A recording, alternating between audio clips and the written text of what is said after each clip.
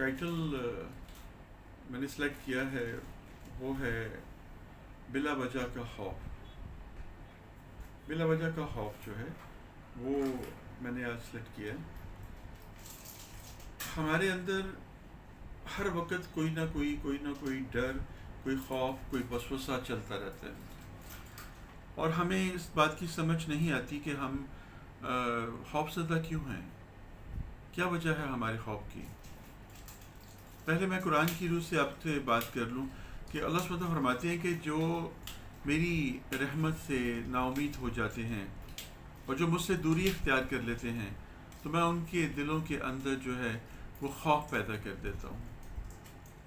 Next من جو الخوف، اور میں ان کے اندر خوف پیدا کر دیتا ہوں، چیزوں کے چھن جانے کا ڈر پیدا کر دیتا ہوں. وہ مختلف قسم کے الوینس کے اندر چلے جاتے ہیں. اور ابلیس جو ہے وہ وسوسہ پیدا کرتا ہے، شیطان جو ہے وہ وسواس پیدا کرتا ہے، ڈر پیدا کرتا ہے. وہ بھی آپ کو دنیا کی چیزوں کے چھن جانے کا ڈر، کسی کام کے ہو جانے کا ڈر آپ کے دل کے اندر پیدا کرتا ہے. تو وہ تبھی کرتا ہے جب آپ اللہ کی رحمت سے دور ہو جاتے ہیں. جب آپ اللہ کی رحمت سے نا امید ہو جاتے ہیں تو اللہ سبحانہ تعالیٰ آپ کو اس کے سپرد کرتا ہے. قرآن میں اللہ فرماتے ہیں کہ جب ایک انسان جو ہے وہ مسلسل ایک برائی کی طرف اور گناہ کی طرف اور مجھ سے دوری کی طرف لگا رہتا ہے تو میں کیا کرتا ہوں، اس کے ساتھ اس کے اوپر ایک جن کو مسلط کر دیتا ہوں جو شیطان ہوتا ہے. وہ اس کو مسلسل اکساتا رہتا ہے برائی کی طرف، مسلسل اس کو موٹیویٹ کرتا رہتا ہے اس بری عادتوں کی طرف، برے کاموں کی طرف. اور ایک وقت ایسا آتا ہے کہ وہ مکمل طور پر اس کے ہاتھوں میں کھیلنا شروع ہو جاتا ہے، اور وہ وقت جب وہ میری رحمت سے دور ہو جاتا ہے پھر اس وقت میں اس کے دل کے اندر خوف پیدا کر دیتا ہوں. اب دیکھتے نہیں ہیں کہ ہمارے اتنے بڑے بڑے لوگ جو ہیں اور بڑے جو برائی کے اندر ہے وہ بھی، اور جو سوشل دنیا کے اندر وہ بھی اتنے گارڈز، اتنے فورس اپنے ساتھ رکھتے ہیں. ایک بندے کو تھوڑی سی فیم ملتی ہے، تھوڑی سی شہرت ملتی ہے، چاہے وہ کسی بھی شعبے سے ہے، تو اپنے ساتھ وہ گارڈز رکھنا شروع کر دیتا ہے. ایک تو اسٹیٹس سمبل کے طور پر بھی یہ کام ہو رہا ہے نا، اور دوسرا جو ہے وہ ایک خوف ان کے اندر پیدا ہو جاتا ہے. وہ جو ان کے پاس دولت آتی ہے، وہ ان کے پاس جو روپیہ آتا ہے، جو ان کے پاس جو پیسہ آتا ہے، جو ان کے پاس وہ فیم آتی ہے، وہ ان کے اندر ڈر پیدا کر دیتی ہے. اور ان کو لگتا ہے کہ جی یہ مجھ سے کوئی چھین نہ لے، مجھے کوئی کڈنیپ نہ کر لے، میری دولت کو مجھ سے کوئی چھین نہ لے. پہلے بھی وہ وہی انسان ہوتے ہیں، پہلے بھی وہ وہی بندہ ہوتا ہے، لیکن جیسے ہی اس کی زندگی کے اندر یہ تبدیلی آتی ہے وہ اپنے آپ کو جو ہے بہت کمزور محسوس کرنا شروع کر دیتا ہے. یہاں سے اس کی سوچ ہوتی ہے بدل جاتی ہے، اور وہ اپنے آپ کو یہ سمجھتا ہے کہ میرے سے تو بس اب گیا کہ گیا. تو یہ چیزیں جو ہیں یہ ہمارے اندر کی ہیں، ساری باہر کی نہیں ہیں. تو جب آپ اپنے اندر اپنے آپ کو ایک کمیٹڈ کر لیتے ہیں اپنے رب کے ساتھ، ایک خاص کمٹمنٹ میں آ جاتے ہیں، پھر یہ سارے خوف وسوسے سے دور ہو جاتے ہیں. اللہ سبحانہ تعالیٰ نے یہی کہا نا کہ جب شیطان تمہارے اوپر غلبہ کرے، اعوذ باللہ من الشیطان الرجیم 3 دفعہ پڑھ کر اپنی بائیں طرف دھتکار دو، دور ہو جاتا ہے. سورہ فلق، سورہ ناس پڑھ لو، آیت کرسی پڑھ لو، تو اپنا حصار کر لو. تو ہم لوگ ان چیزوں سے دور ہوتے جا رہے ہیں. قرآن سے ہماری دوستی بڑی واجبی سی رہ گئی ہے، نماز سے ہمارا تعلق بہت محدود سا ہے. تو پھر یہ سارے کچھ خوف، خدشے، وہم تو ہمارے اوپر آئیں گے.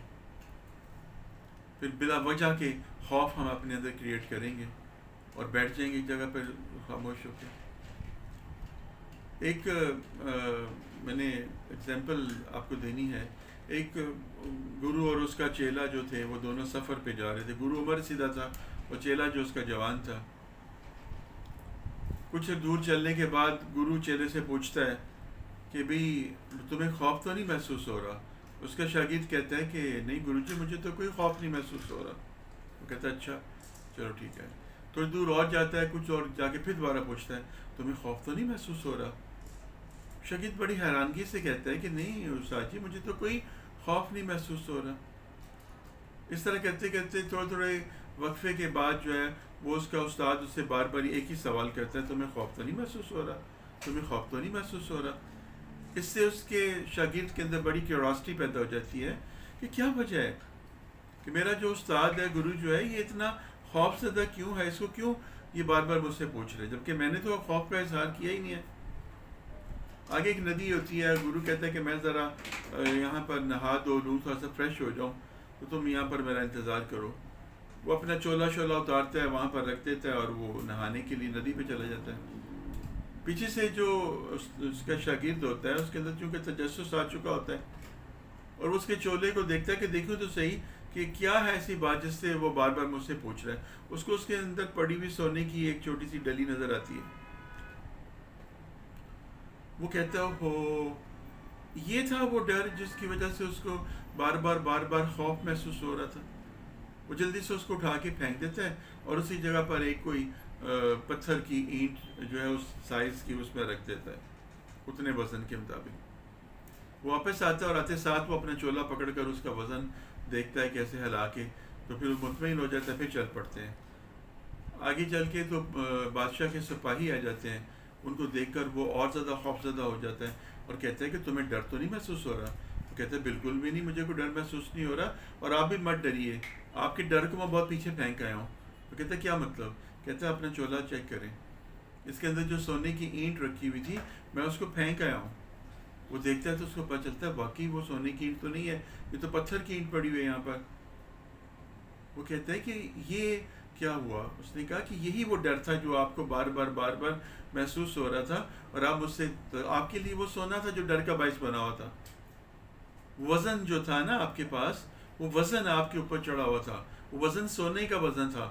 وزن اب بھی آپ نے اٹھایا ہوا، لیکن اب آپ کو علم نہیں کہ وہ وزن پتھر کا ہے جو آپ اٹھا کے پھر رہے ہیں. اور آپ کو اب خوف محسوس نہیں ہوا، کس لیے کہ اب وہ چیز آپ کی جو ہے بالکل آپ کے پاس ہے ہی نہیں ہے. یہ اینٹ ہے، پتھر ہے، وہ تو سونا پھینک دیا. تو ہماری سوچوں کے اوپر جو ہے ہماری اس سوچ کا وزن زیادہ ہو جاتا ہے، جس کو ہم پریشس سمجھتے ہیں، جس کو ہم بہت یونیک سمجھتے ہیں، ڈفرینٹ سمجھتے ہیں. ہمارا ڈر ہمارے اپنے اندر کا ہوتا ہے، یہ ہمارے اندر کا ڈر ہے، یہ ہمارے اندر کی سوچ ہے. ہم جو اپنے اندر سے خوف زدہ ہوتے ہیں تو ہم یہ سمجھتے ہیں کہ باقی سب بھی خوف زدہ ہیں، باقی سب بھی اسی ٹرانس کے اندر ہیں. ہماری اپیرنس ایسی ہو جاتی ہے کہ ہم دوسروں کو خود اپنی طرف متوجہ کر لیتے ہیں. کبھی سوچا آپ نے، وہ جو چور ہوتا ہے اس کو سارے چور ہی نظر آتے ہیں. کسی نے کوئی غلط کام کیا ہوتا ہے تو ایک محفل میں بیٹھے ہوئے وہ بار بار کے نیکیوں سے سب کو دیکھتا ہے، اس سے وہ جج ہو جاتا ہے کہ یہ بندہ جو ہے وہ مطمئن نہیں ہے، ریلیکس نہیں ہے. اور جس کو کچھ پتہ نہیں ہوتا وہ آرام سے بیٹھا ہوتا ہے. مثال کے طور پر آپ کی کرسی کے نیچے بم لگا ہوا ہے، آپ کو کوئی پتہ نہیں، آپ بڑے آرام سے مذاق ہنسی کر رہے ہیں. باقی سب بیٹھے لوگوں کو پتہ ہے کہ آپ کی سیٹ کے نیچے بم ہے، اور وہ جو ہے خوفزدہ ہو رہے ہیں، پسینے سے شرابور ہو رہے ہیں، کیونکہ ان کو اس بات کا احساس ہے کہ پھٹ گیا تو یہ بھی مارا جائے گا، ہم بھی مارے جائیں گے. لیکن آپ کو چونکہ علم نہیں ہے اور آپ بالکل مطمئن ہیں. جیسے ہی آپ کو علم ہوتا ہے آپ کے اندر بھی وہی ساری کنڈیشن ہو تو کیا رہتی ہے. تو ڈر کہاں ہوا؟ ڈر آپ کے وزن کا ہے، آپ کی سوچ کے وزن کا ہے، جان لینے کا ڈر ہے. جب آپ جان لیتے ہیں تب خوف پیدا ہو جاتا ہے آپ کے اندر، ڈر پیدا ہو جاتا ہے آپ کے اندر، اور آپ اس ڈر کے اندر پھر جو ہے اس طرح سے انڈلج ہو جاتے ہیں کہ آپ کو لگتا ہے کہ سارا زمانہ ہی ڈرا ہوا ہے، سارا زمانہ ہی اس خوف کے اندر مبتلا ہے. جبکہ ایسا نہیں ہوتا. ان کے اپنے اپنے ڈر ہیں، ان کے اپنے اپنے خوف ہیں. آپ کا اپنا ڈر ہے، آپ کا اپنا خوف ہے. تو اپنے ڈر کو، اپنے خوف کو اپنے اندر سے نکالیے. Get rid from that fear. اس خوف سے نکل آئیے باہر. وہ صرف آپ نکل سکتے ہیں، کوئی اور نہیں آپ کو نکال سکتا. اشتہارات تو آپ بڑے سنتے ہیں نا، ڈر، خوف، وسوسے، وہم، پریشانی، ان سے چھٹکارا حاصل کر لیں. وہ چھٹکارا صرف آپ نے حاصل کرنا ہے. آپ نے اپنی روح کے ساتھ ریکنسائل کرنا ہے، اس کے ساتھ کاؤنسلنگ کرنی ہے، اسے کاؤنسلنگ کروانی ہے. پھر آپ نے میڈیٹیشن کرنی ہے، پھر آپ نے موٹیویشن کرنی ہے. یہ سارا کچھ آپ نے اپنے ساتھ کرنا ہے. جب آپ کے اندر سکون قلب ہوگا، آپ کے اندر ایک اطمینان ہوگا، تو آپ کاؤنسلنگ کریں گے اپنی پھر کہ نہیں، میرے اندر کوئی خوف نہیں ہے، میرے اندر کوئی ڈر نہیں ہے، میں نے کچھ غلط نہیں کیا، میرا عمل درست ہے. جب آپ کسی کے ساتھ زیادتی نہیں کریں گے تو خوف کہاں سے آئے گا؟ جب کسی کا کوئی نقصان نہیں کریں گے تو ڈر کہاں سے آئے گا؟ جب کسی کا حق نہیں مارا ہوگا آپ نے، کسی کو نہ حق تنگ نہیں کیا ہوگا آپ نے، ماں باپ کے ساتھ، بہن بھائیوں کے ساتھ، دوست احباب کے ساتھ، اپنے سوشل لنکس کے ساتھ جب اپنے بدتمیزی نہیں کی ہوگی، تو کیسے آپ کو فیل ہوگا کہ آپ کے ساتھ کوئی زیادتی ہو سکتی ہے؟ آپ وزن میں نہیں ہوں گے، آپ یہاں سے بالکل ریلیکس ہوں گے، اور ریلیکس مائنڈ جو ہوتا ہے وہ پرسکون نیند دیتا ہے۔ آپ دیکھیں جتنے دولت والے لوگ ہیں، جن کے پاس اتنی زیادہ دولت بڑھتی جاتی ہے، ان کی میڈیکل باکس اتنا ہی بڑا ہوتا جاتا ہے۔ کبھی بلڈ پریشر کی ٹیبلٹس لے رہے ہیں، کبھی انگزائٹی ٹینشن کی ٹیبلٹ لے رہے ہیں، کبھی شوگر کی لے رہے ہیں، کبھی کس چیز کی، کبھی کس چیز کی۔ جتنی دولت آتی جاتی ہے اتنا ہی ان کا کھانا پینا محدود ہوتا جاتا ہے۔ اللہ کے بندے، اگر آپ نے اتنا سارا کچھ کما کے پھر اس کے بعد بھی پرہیزی کھانا کھانا ہے تو پہلے ہی پرہیزی کھانا کھا لو، پہلے ہی اپنے آپ کو اس تکلیف سے دور کر لو، اتنی ہی دولت کماؤ جتنی کہ آپ کی ضروریات کے لیے ہے۔ اللہ سے جب بھی مانگا کریں تو اللہ سے کہا کریں، اللہ مجھے کسی ضرورت کے لیے کسی کے سامنے ہاتھ نہ پھیلانا پڑے ماں سوائے تیرے، بس اتنا دے دے اپنی جناب سے، اس کے زیادہ کی ضرورت مت رکھیں۔ آپ کیا کر لیں گے بینکوں میں جوڑ کر، کیا کر لیں گے گھروں میں جوڑ کر چھپا کر؟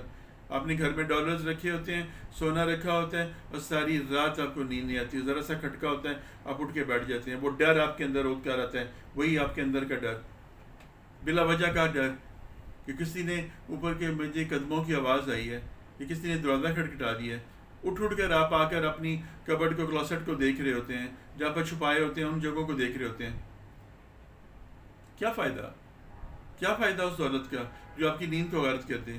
کیا فائدہ اس گھر کا جو کہ آپ کے سکون کو برباد کر دے؟ نہ آپ سکون سے کھا سکیں، نہ آپ سکون سے سو سکیں، اور بلا وجہ کے خوف اپنے اوپر طاری کر کے بیٹھے رہیں، آنے والے وقت کا خوف، یہ نہ ہو جائے، وہ نہ ہو جائے، اگر یہ ہو گیا تو، اگر وہ ہو گیا تو، اگر اس نے ایسا نہ کیا تو۔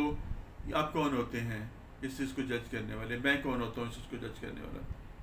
اللہ سے مانگیے، بس اللہ سے رجوع کیجئے، اور پھر اس کے ہی سپرد کر دیجئے۔ اس کو کہیے کہ تو آگاہ ہے ہماری ہر قسم کی ضروریات سے، تو آگاہ ہے میری ہر قسم کی برائی سے، اچھائی سے، بس مجھ پہ پردے ڈالے رکھ، میرے عیبوں کو چھپائے رکھ، اور میرے جو کم عمل ہیں اچھے ان کو زیادہ سمجھ کے تو اس کا صلہ مجھے عطا فرما دے۔ کبھی اللہ سے ڈیل کریے، اپنے آپ اللہ سے ڈیل کریں، اللہ سے ڈیل کریں۔ 7 گناہ نہیں ہے اس کے، 700 گناہ نہیں، 10 گناہ نہیں، 700 گناہ مانگے اس سے کہ اللہ مجھے 700 گناہ بڑھا کر دے، پھر دیکھیے وہ کس طرح سے دے گا۔ سب سے پہلے سکون قلب مانگیے، اور اللہ کے ذکر سے دلوں کو سکون ملتا ہے، اور بے شک اللہ کے ذکر سے دلوں کو سکون ملتا ہے۔ قرآن میں اللہ فرماتا ہے کہ میرے ذکر سے سکون ملتا ہے، اور کہتے ہیں کون ہے جو تمہاری یہ حبل الورید، شارک سے بھی زیادہ نزدیک ہوں میں، اتنا کلوز ہوں میں تمہارے، ہر وقت موجود ہوں تمہارے پاس، حی ہو قیوم ہوں، تو کیوں نہیں پکارتے اس کو؟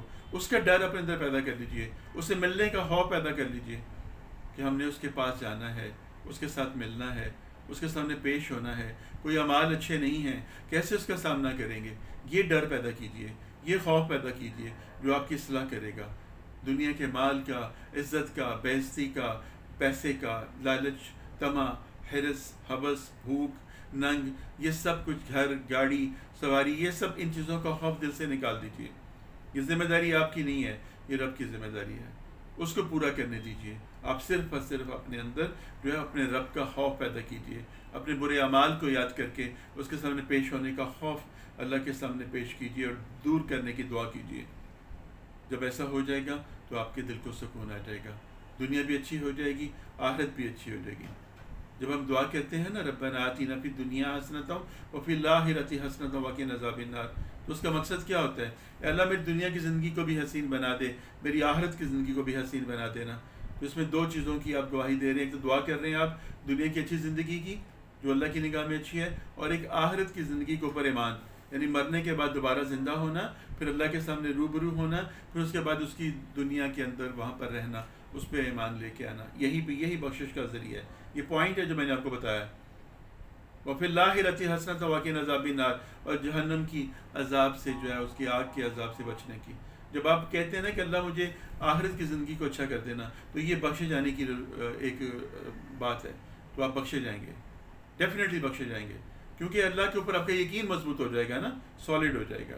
اللہ تعالیٰ مجھے اور آپ کو عمل کی توفیق عطا فرمائے، اور ہمارے اندر سے بلا وجہ کے خوف کو نکال دے، اور ہمیں ایک پکا اور سچا عاشق رسول اور ایک اپنا ماننے والا، ایک اللہ کو ماننے والا بنائے، اور ہماری تمام جائز جو خواہشات ہیں، ضروریات ہیں، اللہ پاک ان کو پورا کرے اور ہمیں کسی انسان کے آگے ہاتھ نہ پھیلانا پڑے۔ اگلی ویڈیو تک کے لیے اجازت دیجیے، فی امان اللہ۔